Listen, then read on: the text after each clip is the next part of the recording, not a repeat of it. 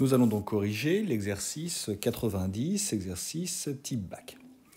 Donc, dans la première partie, nous avons un questionnaire à choix multiples où aucune justification n'est demandée. Et on demande tout d'abord, parmi les 4 valeurs qui sont proposées, quelle est la meilleure valeur approchée du coefficient directeur de la tangente t.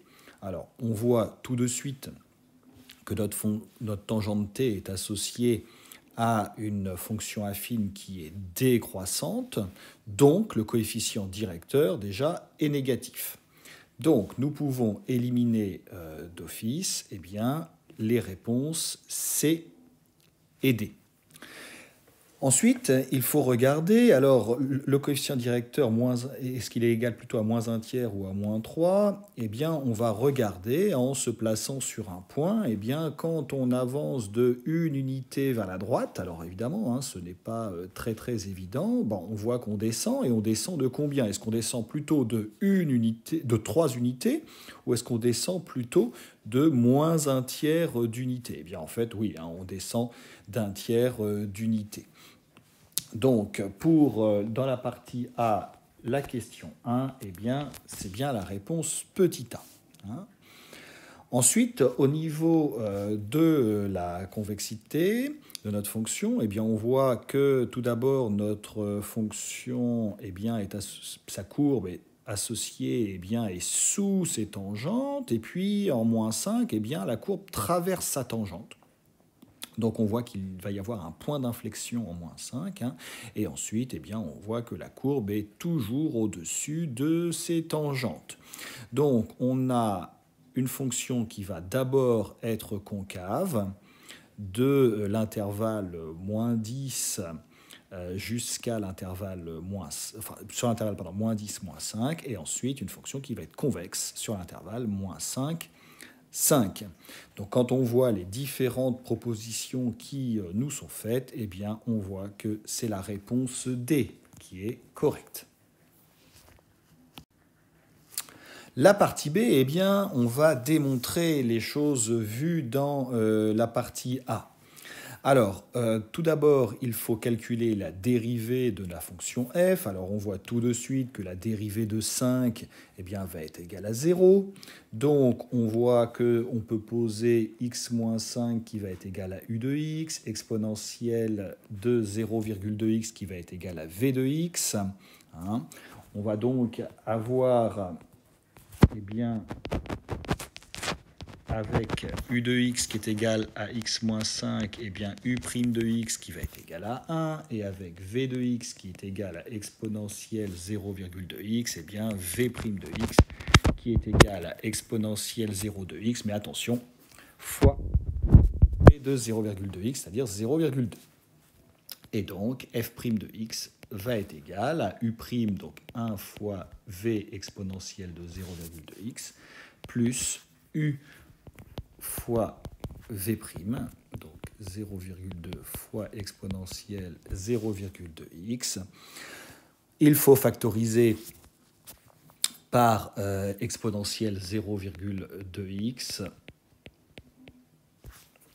Et donc, nous avons alors attention ici, on a un petit développement à faire, donc plus 0,2x moins 5 fois 0,2, c'est-à-dire moins 1. Et ici, 1 plus 0,2x moins 1, ça nous fait 0,2x. Et donc, on a bien l'expression qui est annoncée donc, par l'énoncé.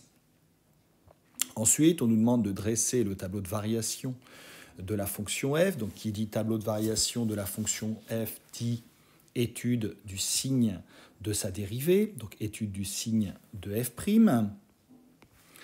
Ici, on a f' qui est un produit, exponentielle de 0,2x qui est strictement positif. Donc, ça veut dire que f' de x est du signe de 0,2x.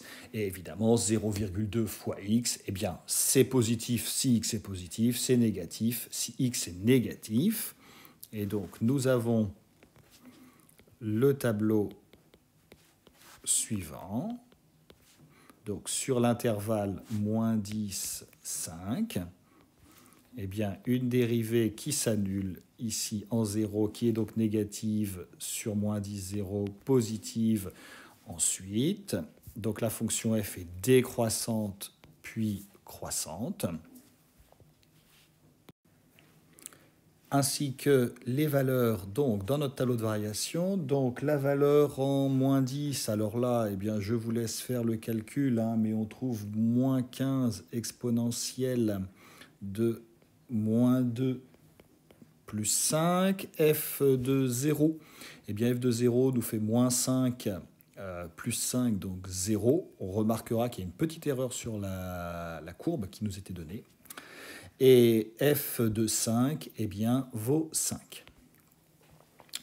Voilà, ensuite on nous demande la valeur exacte du coefficient directeur de la tangente au point t, à la courbe au point d'abscisse moins 5. Alors ça, c'est à connaître. Hein.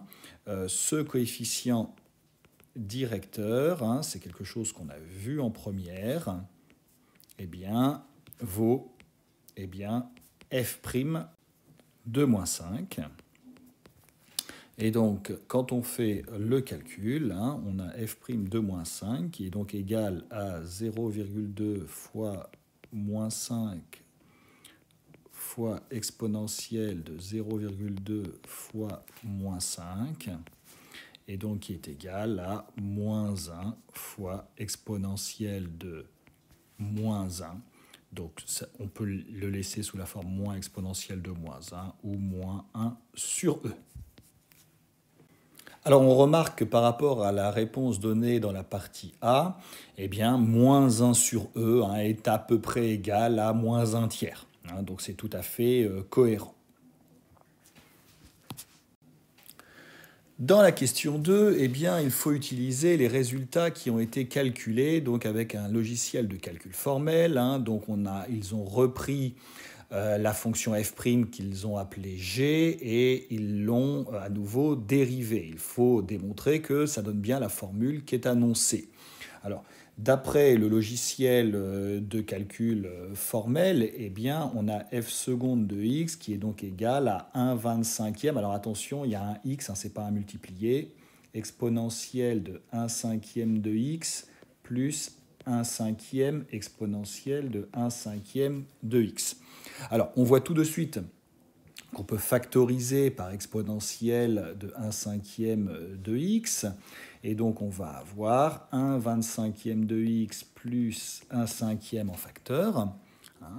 Et ensuite, eh bien, si on prend les valeurs décimales exactes, hein, eh bien, on s'aperçoit que 1/5e, c'est égal à 0,2. 1/25e, c'est égal à 0,04. Et donc, on a bien que f seconde de x est égal à 0,2 plus 0,04x exponentielle de 0,2x. Hein. C'était la formule qui était annoncée donc dans la question 2a. Ensuite, pour étudier la convexité, on va donc étudier le signe de cette dérivée seconde. Comme d'habitude, l'exponentielle de 0,2x est strictement positive. Donc ça veut dire que f seconde de x est du signe de notre fonction affine 0,04x plus 0,2.